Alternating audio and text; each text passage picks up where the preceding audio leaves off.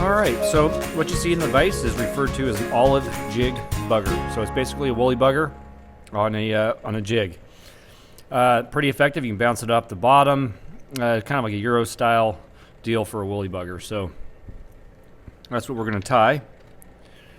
Size hook I'm using is a size 8 jig hook, and I've paired that with a 5/32 black tungsten bead you slotted. It's also a 3.8 millimeter because 5/32 can actually cover a few millimeters. Just so you know, the thread I'm using is Danville 140 and olive. And what I'm going to do is I'm going to start my thread right behind the bead. You want to make sure that this bead is all the way up as far as possible. And I'm just going to put some wraps in behind. I'm going to come maybe 2 bodkin widths or so forward, or back rather, and then I'm going to bring my thread back forward, and then we can trim out the tag.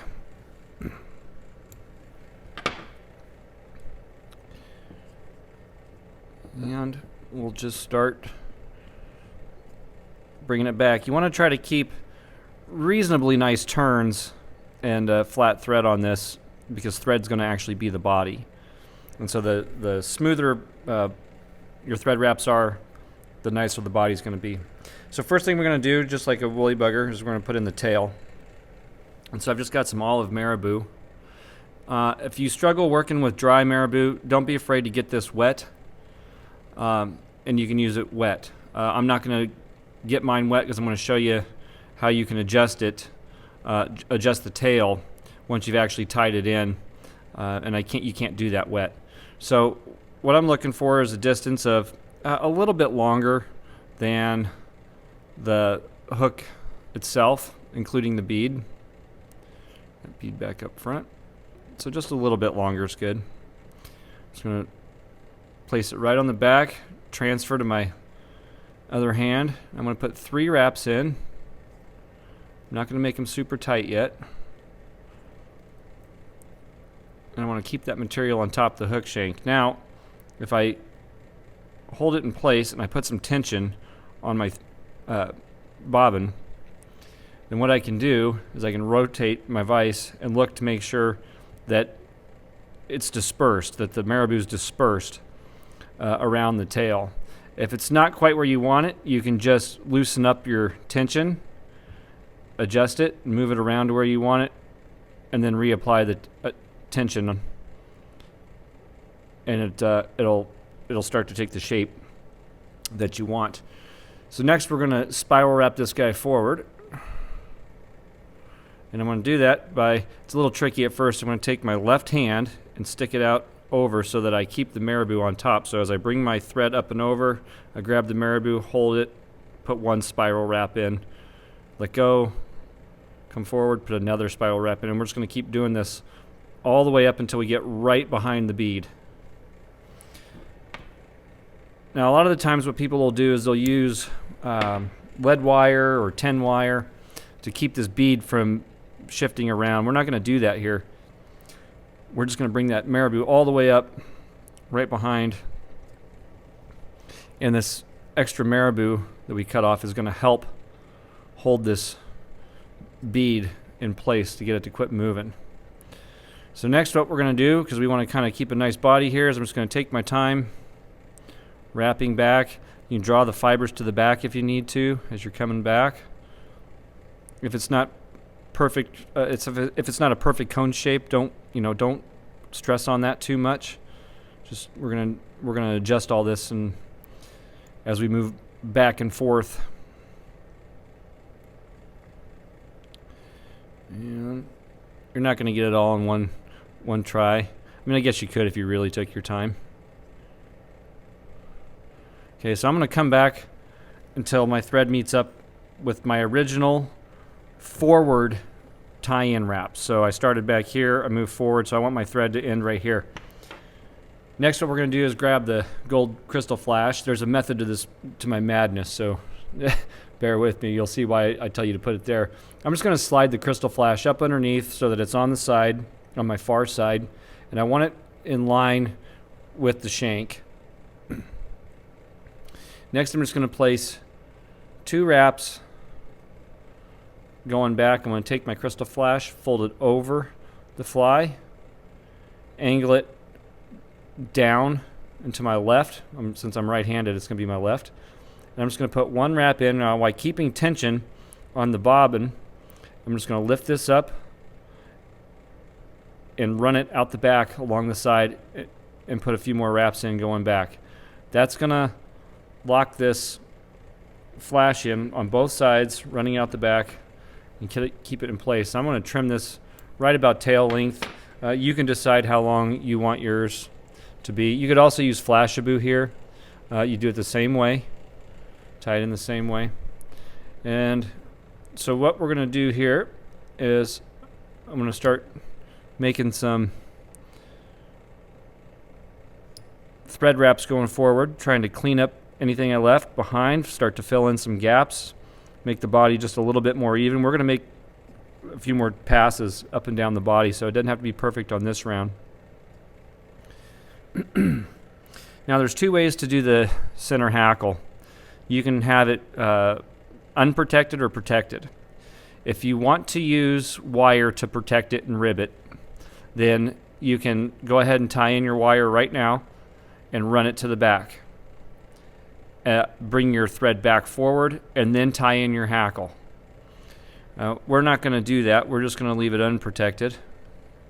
So that way you're wrapping your hackle backwards. You're going to catch it with your wire, bring the wire forward, and then your fly's protected. So what we're going to do is I've got an olive dry fly hackle, and you don't need to specifically size this or anything.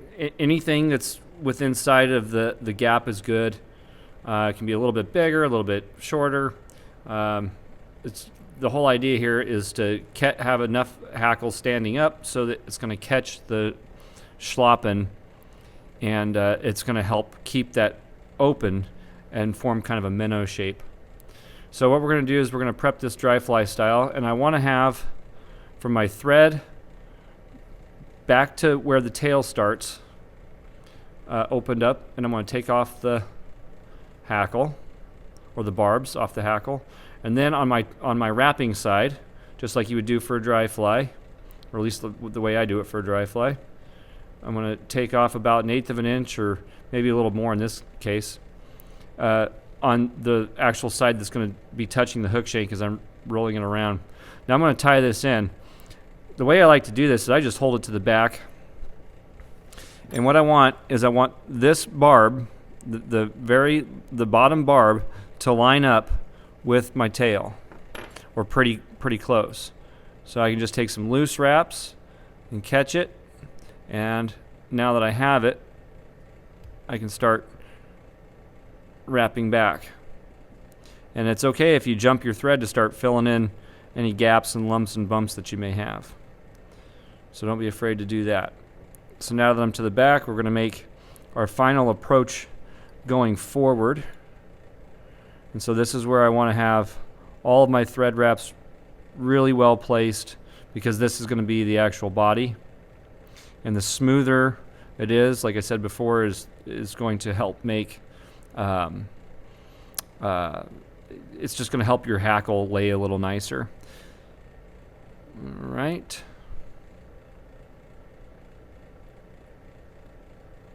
We're going to take the thread all the way up to behind the bead. Now when you're using dry fly hackle on a jig bugger like this, if you take it straight over, a lot of the times you'll see that the hackle wants to twist. So what you can do is, in a sweeping motion, come out and around, and then pull up and down, and it'll get that hackle to pop up like this for you, usually. So I want to make about 4 to 5 turns going forward. We're just going to take the hackle right up. I'm going to tie it off on the top side. This is a fairly easy fly, but it's definitely productive, especially if you like to do the Euro thing. It'll work for a number of species. So now that I'm tied off there, not too much in my way here, I'm going to just trim that out. I'm going to bring my thread back forward. So we should be at about this stage here. Next, what I have here is a piece of olive schlappen. There's a wide range of feathers that you can use here. Pheasant, especially from like a ring neck, you can use that. You can dye it olive or whatever you want to do. You could use partridge if you wanted. If you have some really big long partridge feathers, you could use that. You use mallard flank. It's really up to you. So we're going to tie this in tip side forward. So all I've done here is just separate the tip from the rest of the shaft of the feather, just to expose a little gap in the stem. Now I want to line this gap up so that the first barbs on the back part are lined up with where the dry fly hackle ended. And the way I like to do it is I like to angle it so it's the dull side facing up, or this, you can say shiny side facing down. I'm going to catch the feather in up front, and I'm going to make about 2 or 3 turns coming to the back. Now to make sure that this stays in place and it doesn't pull out, I mean the stems could still break, but I'm going to grab the tip, I'm going to fold it over, and I'm just going to place in some wraps coming back forward. Okay, and now we can trim out the tip. So this way, when you're wrapping your hackle, it should already be, usually or typically, it's going to be lined up in this fashion so that your barbs are already kind of naturally facing towards the back of the fly. It makes it a little bit easier than having to do a natural like doubling of the hackle. So as we're starting to wrap, I'm going to start, or before we start to wrap, I'm going to start pulling all these barbules to the back, and I'm going to start wrapping it. One thing that can happen quite often is the stem will twist. So as you're coming around, if it starts to twist, just place your finger on the back side, let go of the feather, it's going to drop and it's going to realign itself. You can pick back up, let go with your other finger, and come over and continue to wrap forward. You can do that every single time if the stem is just being fussy. And one thing you do want to do as well as you're wrapping this soft hackle in is you want to kind of tease it and groom it out as you go. Don't wait till the end. You want to make sure that you're getting it evenly distributed.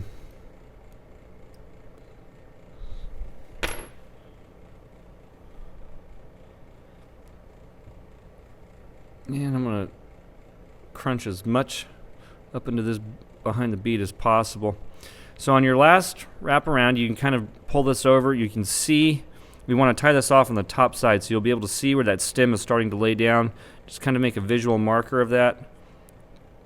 Grab that hackle. This can take a few tries to get used to. Pull that up so that you have a clean tie off point. So you're just going to bring your thread up from the, since I'm right-handed, I'm going to bring it up from the lower back left. I'm going to cross it over to the upper front right of the stem. I've got one wrap over. I'm going to draw everything to the back, place a second wrap over in front, and this hackle should be tied in. When you do it that way, it should also provide an easy access point where you can split your fibers going front to the front and to the back, and then that's going to make it easier for you to finish off the tie-in.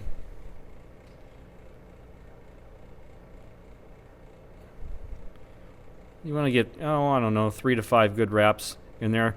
One thing you don't want to do is go too far to the back right here with your thread, because our thread's actually going to come back forward and up onto the slotted bead a little bit.